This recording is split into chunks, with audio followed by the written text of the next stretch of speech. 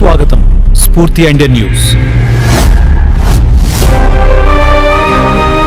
తెలంగాణ రాష్ట్రం ఖమ్మంలో కీలక రాజకీయ పరిణామం చోటు చేసుకుంది. ఆంధ్రప్రదేశ్ మాజీ ముఖ్యమంత్రి వైఎస్ఆర్ కాంగ్రెస్ పార్టీ అధినేత వైఎస్ జగన్మోహన్ రెడ్డి జన్మదినోత్సవం సందర్భంగా ఖమ్మం పట్టణంలో నిర్వహించిన భారీ ర్యాలీ ఇప్పుడు రాజకీయ దుమారం రేపుతోంది.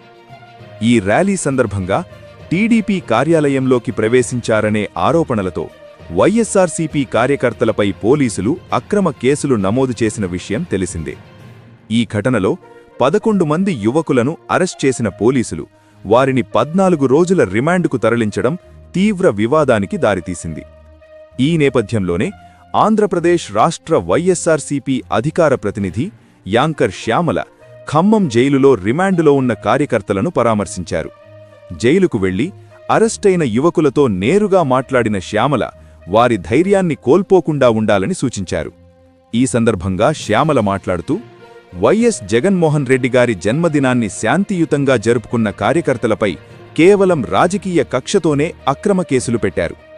ఇది ప్రజాస్వామ్యానికి మచ్చ అని తీవ్రంగా మండిపడ్డారు. అరెస్టైన ప్రతి కార్యకర్తకు వైఎస్ఆర్సీపీ పార్టీ అన్ని వేళలా అండగా ఉంటుందని, చట్టపరంగా రాజకీయంగా పూర్తి స్థాయిలో సహాయ సహకారాలు అందిస్తామని శ్యామల స్పష్టం చేశారు. కార్యకర్తలు భయపడాల్సిన అవసరం లేదు. ఇలాంటి అక్రమ అరెస్టులతో వైఎస్ఆర్సీపీ ఉద్యమాన్ని ఆపలేరు. న్యాయం జరిగే వరకు పార్టీ మీ వెంటే ఉంటుంది అని శ్యామల వారికి ధైర్యం చెప్పారు. ఈ ఘటనపై ఖమ్మం జిల్లా రాజకీయ వర్గాల్లో తీవ్ర చర్చ కొనసాగుతుండగా పోలీసుల తీరుపై వైఎస్ఆర్సీపీ నేతలు తీవ్ర అసంతృప్తి వ్యక్తం చేస్తున్నారు.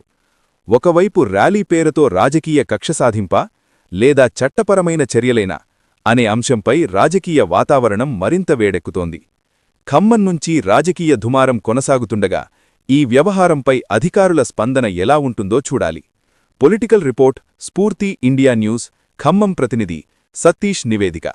స్టే ట్యూన్డ్ స్ఫూర్తి ఇండియా న్యూస్. ఇది సామాన్యుడి చేతిలో అస్త్రం. మన ఛానల్ను సబ్స్క్రైబ్ చేయటం మర్చిపోవద్దు.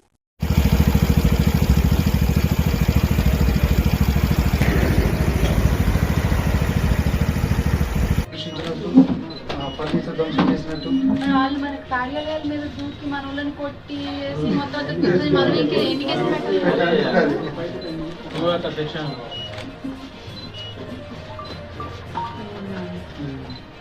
14 days రిమాండ్లో ఉంది. నేను అప్పుడే వద్దాం అనుకున్నాను. అప్పుడు నాకు కొంచెం కుదరలేదు. లేకపోతే అసలు